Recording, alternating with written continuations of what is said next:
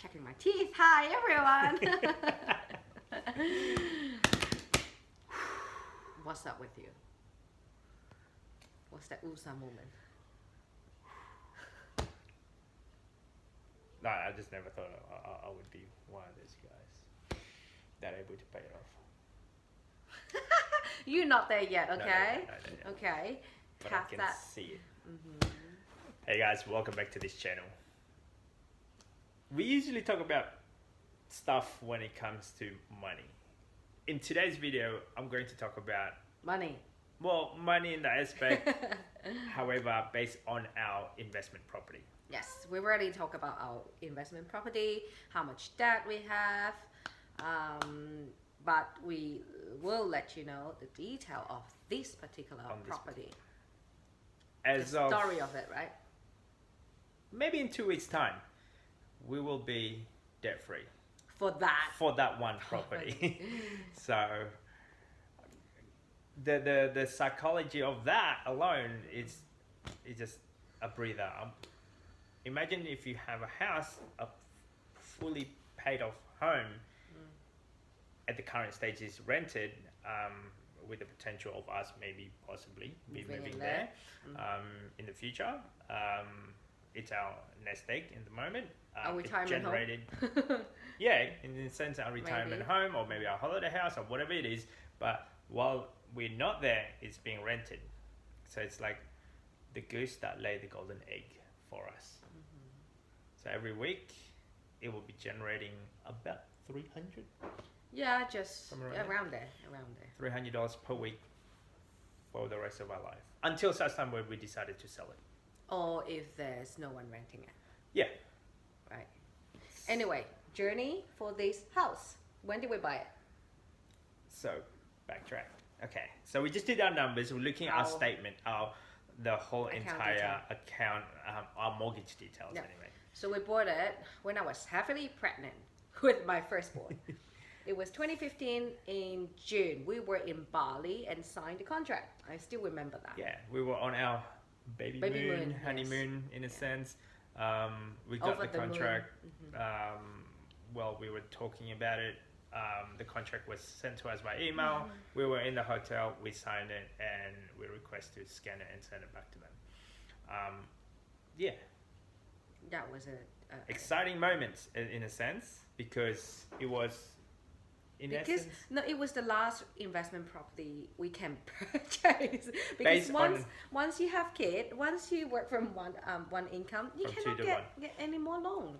Yeah, based on our, I guess, income level, the bank willing to give us X amount in the condition. Obviously, we were still working full time, the both of us, with no dependents. And I still remember the bank was tightening the lending criteria. That was the last boat to pay 5% deposit only. Yeah, that's our mortgage broker told us you're the last line in a sense. And once we sign this, that's it. You can't pay 5% anymore. Yeah, especially having a newborn, it might be a little bit difficult in the near future.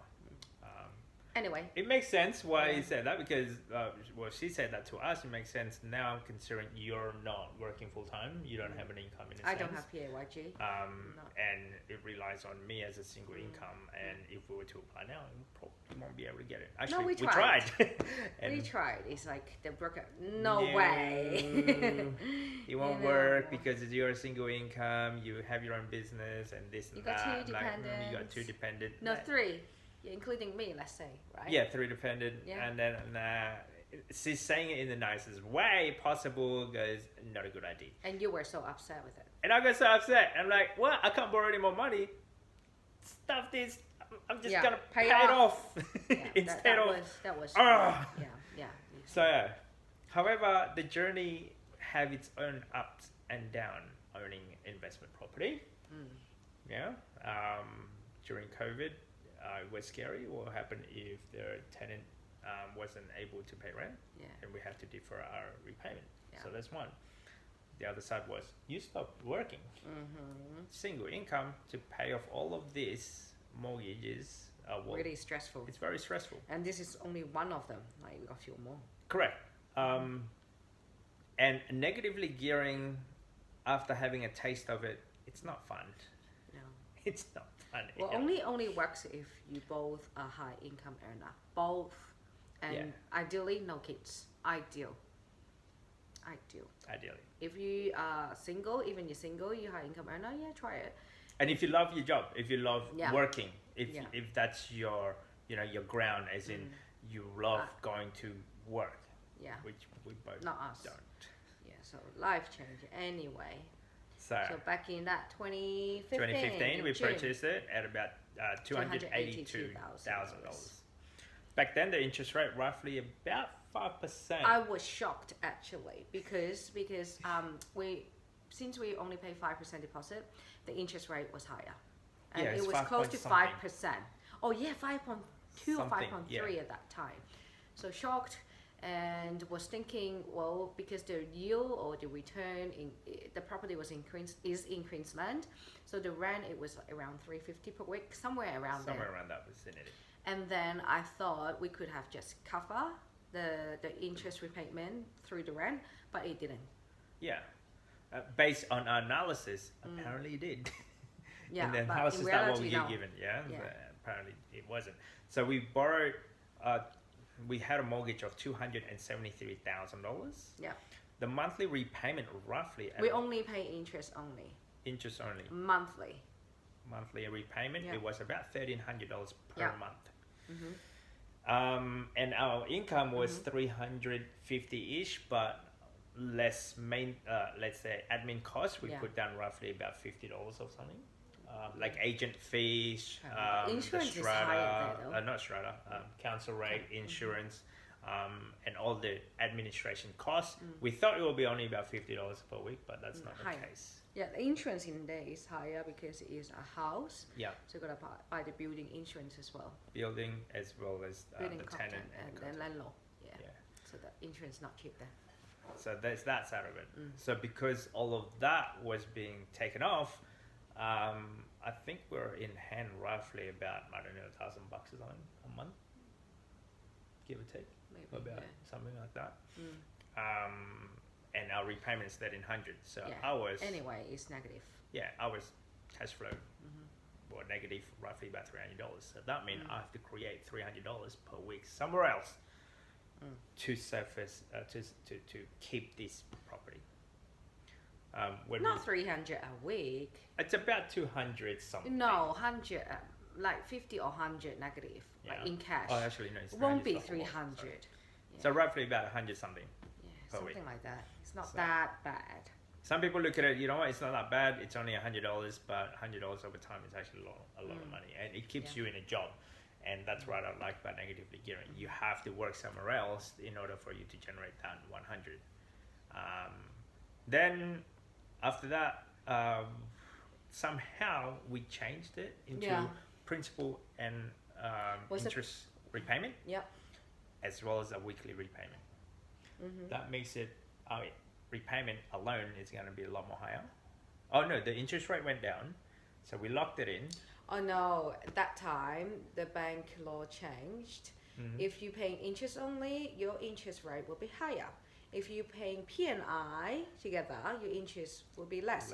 So we did a calculation. Well, funny thing is, if we change to P&I, the interest rate is a lot less. And the amount of out of pocket, not taking into account about tax, I'm not doing tax thing, okay?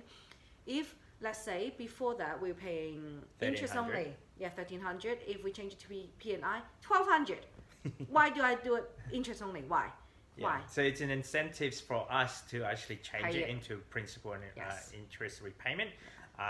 And because they gave us a 3 scenario, like if you fix it for this amount of time, it'll be this interest rate. I think like 1 year, 3 years, and 5 years. 1, 2, 3, 4, 5. They normally something do that. Like that. And then we decided, well, the lowest rate was actually based on 2 years. Always 2 years. It's always 2 years. Based on our bank anyway. So we chose the 2 years. The repayment's a lot lower, as well as its principal and interest repayment.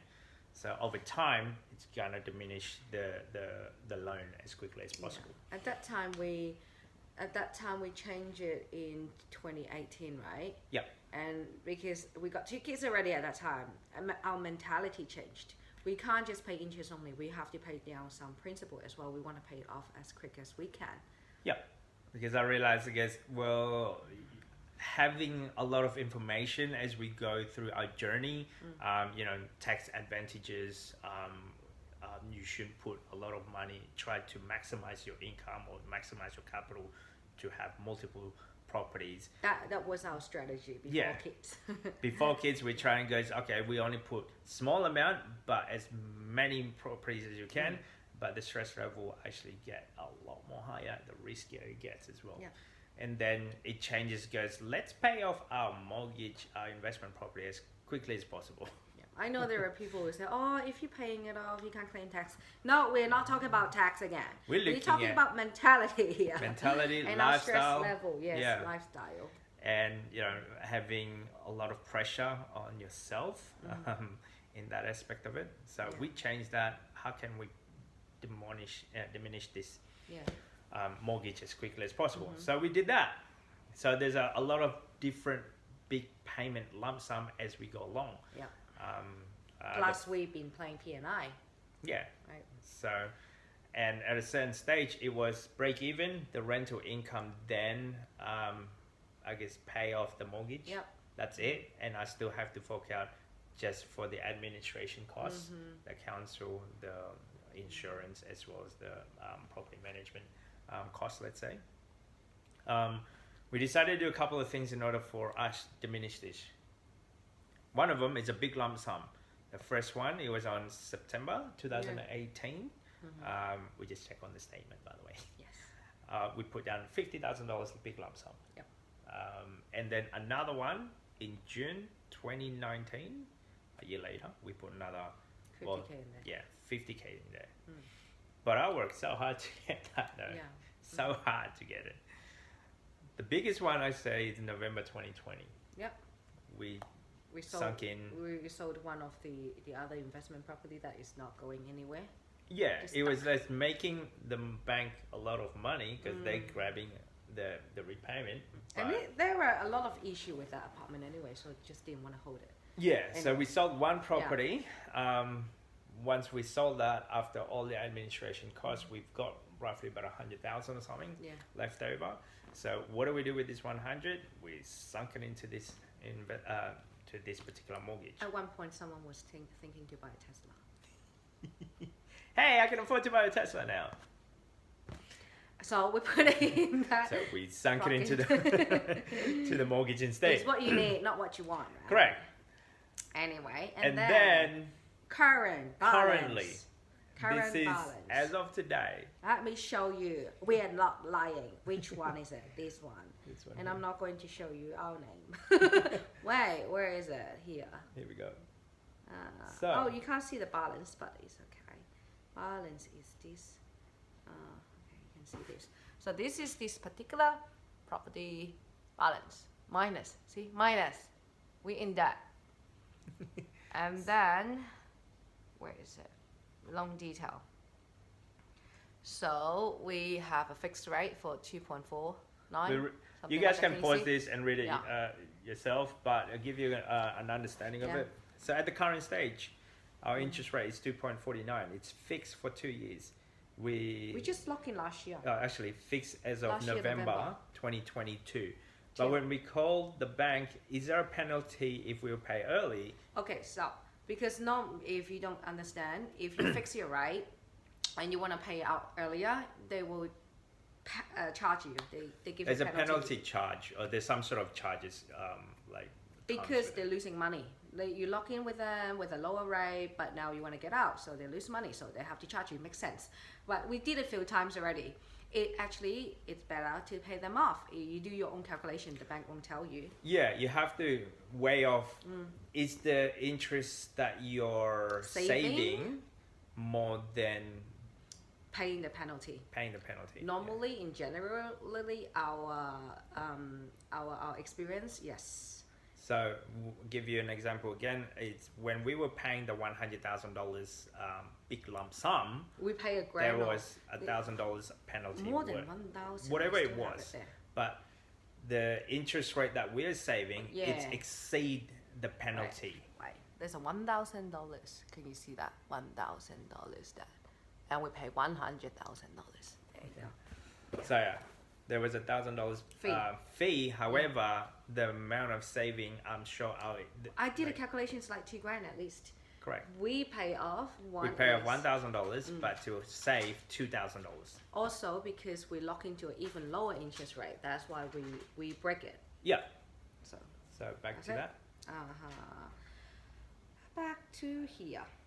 Okay. So where am I? Our current balance, you can see that. Yeah. And at the moment, the current balance is $56,758.23. And because now it's under $100,000 in our mortgage. When we call the bank, they said there's no penalty. Even the guy was shocked. Yeah. And I said, maybe the loan amount, the mortgage amount is quite small. That's why there's none. Yeah. We were thinking, okay, even check out how much is the penalty, and then we're going to do the calculation. If there is penalty penalty payment, then we'll see which one is better off for us. But if no penalty and we have the money, then just pay it off.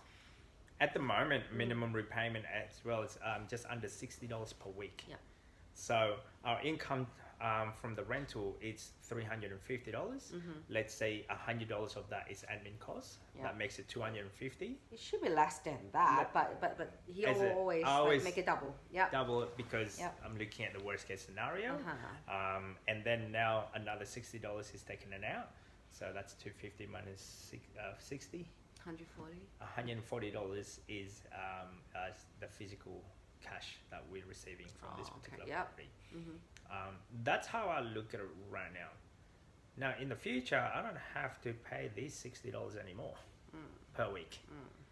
So, and because of that, that $60 will be in our pocket in a sense. So that's the reason why I want to pay it off. There's a lot of emotion that comes with it. Are you okay? Well, we had an argument before. Why don't you just like $60 extra only? Why don't you just put it in raise or spaceship? Because we can earn higher interest income. Yeah. Because there's a I guess the mentality of, hey, I'm paying 2% and I'm gonna get 15% or 10% using a raise or other investment vehicle, ETFs in that aspect of it. That is correct. That I can see that. However, at the same time, it's like I tried. How about if we don't have any more payments? Well, this guy's been listening to Dave Ramsey every single day. That helps. That's the reason. One is that having a paid off home, you'd be like, okay, well, I don't have to make any more payments, so that's okay. That's actually much better than having any payments. So we had a couple of days ago. It's like ethically, like not ethically, like in our programming now. Minimize debt, pay off debt, get out of debt. Don't use a credit card. Like don't have any payments or anything. Pay anything in cash. So now I'm like, okay, so then the biggest debt that we have was the mortgage, and it will be good if we don't have any mortgage. It create more income, and then from there we're gonna look at other investment. So I think it's more for stress level. Yeah. Don't want to have too much. The less that I have, the better it is my lifestyle. Yeah. So not like we're going to change our lifestyle, but just thinking one less thing to think of. Correct. So there's a lot of things that money can be generated through, like different product or different services anyway. But making a payment to the bank or anyone else is not one of the way that I look at as an investment vehicle, let's say. Who knows? Maybe in the future I'm going to be buying another house in cash. Don't know. We still don't know. not agree yet. So how long did it take us? What? To pay off the 300,000. So 6 years. 6 years. So yeah, 300,000 in 6 years. Yay! We'll see. Pay it off We'll and see. see what happens. Okay, next video we'll say about when we pay it off. About these properties. Give you guys actually an update when we actually call the bank. Pay it off. Okay. Alright, cool. The process of it. Anyway, that's it, guys. Hopefully these guys give you an insight on how we go about paying off our mortgage, one of our mortgage anyway, in full. Hopefully motivate you if you're trying to do the same thing. Lots of learning that we did. Yeah, we totally changed 180 degrees the other way around now. Yeah. I mean, if you believe in all of this myth of creating wealth using other property, people's money, it worked, but is it mentally all okay with you? Are you okay? I mean, what if someone's like few of them is empty, vacant? What if during COVID you got few of your properties or apartments in the city, no one's renting, been empty for God knows how long? Is it okay with you? So if you guys want to talk to us, don't forget to subscribe, comment, send us an email as well, and see if we can help you out in any ways possible. See you guys in the next video. Have fun. Bye. Bye.